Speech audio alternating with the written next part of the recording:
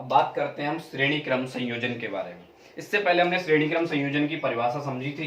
श्रेणी क्रम के संयोजन की परिभाषा जो हमने समझी थी या सीखी थी वो क्या थी कि जब दो या दो से अधिक प्रतिरोध, जब दो या दो से अधिक प्रतिरोध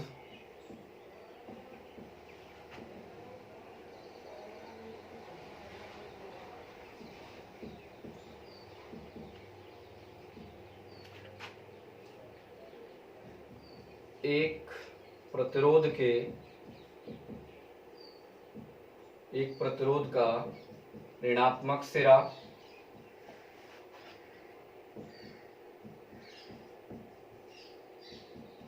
दूसरे प्रतिरोध के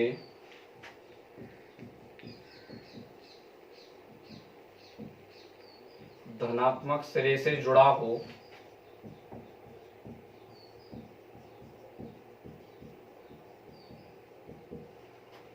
तो इस प्रकार का संयोजन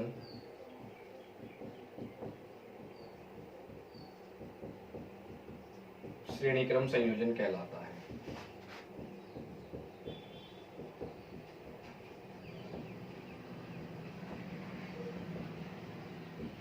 ठीक है, मतलब जैसे मान लो अगर हम इसके प्लस और माइनस की बात करेंगे, अगर प्लस है तो इस साइड में जो हमें देखने को मिलेगा, यहाँ प्लस देखने को मिलेगा, इधर साइड माइनस होगा, फिर अगले वाले का प्लस, तो इस जगह पर इसका माइनस और इसका प्लस जुड़ा हुआ है।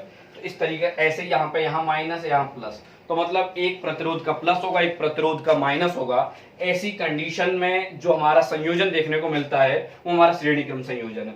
इसमें मैंने आपको दो बात बताई थी, विद्युत धारा जो है वो हर बिंदु पर समान रहेगी। विद्युत धारा कैसी रहती है? समान रहती है। और दूसरी बात मैंने आपको जो बताई थी कि जो विद्युत विभव का बात होगी, विद्युत विभव उतनी ही जगह विभाजित हो जाएगा जितने इसमें प्रतिरोध है, तो विद्युत विभव क्या होगा? विभाजित होगा। ठीक है, अब ये हमारा निर्भर करेगा कि विभाजन उसका किस प्रकार होगा। निर्भर किस बात पर करेगा? कि प्रतिरोध हमारे किस तरीके से लगे हुए हैं, प्रतिरोध के अनुसार विभाजित होगा। ठीक है, उसको भी हम समझ लेते हैं। तो पहले इसके बारे में हमको एक छोटा सा डेरिवेशन है उसको समझ लेते हैं। तो हमारे पास जो हमारा टोटल जो हमारे पास विभव था, मतलब कुल विद्युत विभव जो हमारा तीन प्रतिरोध है तो तीन हिस्सों में बट गया, तो मतलब V बराबर जो हो गया वो V1 plus V2 plus V3 हो गया। क्यों? हमारे पास कुल तीन प्रतिरोध लगे हुए हैं, तो V1 V2 V3। ठीक है, अब अगर इसी जगह पर ओम का नियम लगाते हैं, क्योंकि ओम के नियम में हमने क्या पढ़ा था?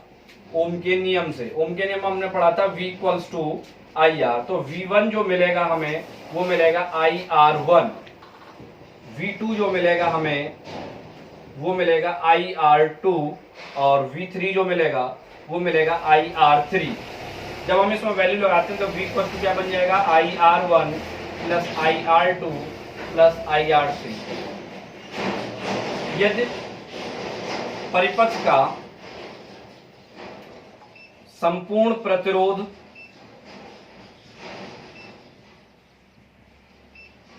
R हो, मतलब हम कोई भी एक ऐसा सिस्टम बना दें जो इन तीनों प्रतिरोध के बराबर अकेला काम कर रहा हो, तो उस कंडीशन में V जो है वो IR के बराबर हो जाता है, ये वाला V।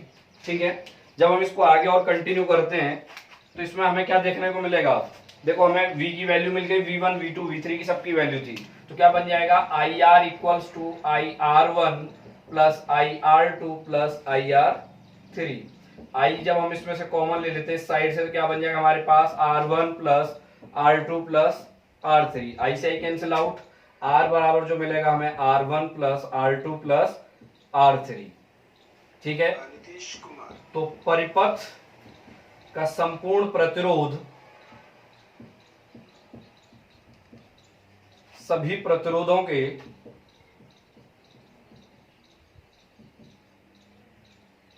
बीजगणितीय योग के बराबर होता है। बीजगणितीय योग के बराबर होता है। ठीक है, तो ये हमारा श्रेणी क्रम संयोजन के लिए डेरिवेशन है, जहां हमें इसका डेरिवेशन भी कई बार बोर्ड में आ चुका होता है। इस टाइप के न्यूमेरिकल्स में हमें बहुत देखने को मिलते हैं। तो ये संयोजन आप लोगों को बहुत ध्यान समझना है। इसका अगला हिस्सा जो है, मतलब इसका दूसरा पार्ट जो है, जो हमने समझा था समांतर क्रम संयोजन का, उसके बारे में हम अगली वीडियो में बात करते हैं।